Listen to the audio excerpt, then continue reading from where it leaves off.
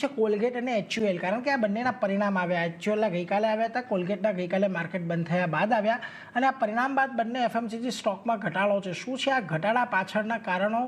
આવો જાણીએ સહયોગી શ્રદ્ધા પરસાણીયા પાસેથી. જી શ્રદ્ધા, જણાવો, બંને સ્ટોકની અંદર આજે વેચવાલી શું કારણો?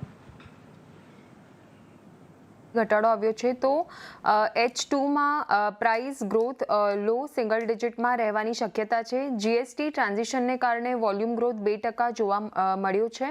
નવેમ્બરથી રિકવરી અપેક્ષિત લાગી રહી છે તેઓને, અને કંપનીનો જે આઈસ્ક્રીમ બિઝનેસ છે તેના ડીમર્જરથી માર્જિનમાં 50થી લઈને 60 બેસિસ પોઈન્ટનો વધારો થશે એવી શક્યતા છે. FY26 માટે માર્જિન્સ ગાઇડન્સ 22થી લઈને 23%ની વચ્ચે રહેવાની શક્યતા છે. અને વેલ્યુએશનની વાત કરીએ તો FY27 માટે 50 ગણા પીઈ પર અત્યારે ટ્રેડ થઈ રહ્યો છે શેર. ત્યારબાદ કોલગેટની વાત કરીએ, શા માટે ઘટાડો છે અહીંયા?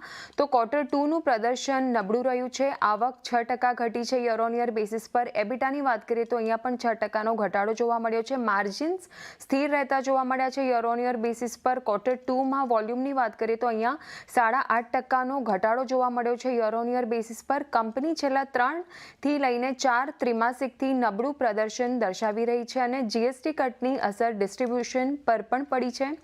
કંપનીને H2માં એટલે કે હવેના પાછલા 6 મહિનામાં રિકવરીની અપેક્ષા છે. અને વેલ્યુએશનની વાત કરીએ તો FY27 માટે 40 ટાઈમ્સ પી પર અત્યારે ટ્રેડ થઈ રહ્યો છે. અને જેફરીઝે કંપનીના જે EPS છે તેના અનુમાનમાં 4થી 5%નો ઘટાડો કર્યો છે. તો આ બધા કારણો છે, એટલે સવારથી જ આપણને એક દબાણ સાથે બંને જ શેર ટ્રેડ થતા દેખાઈ રહ્યા છે.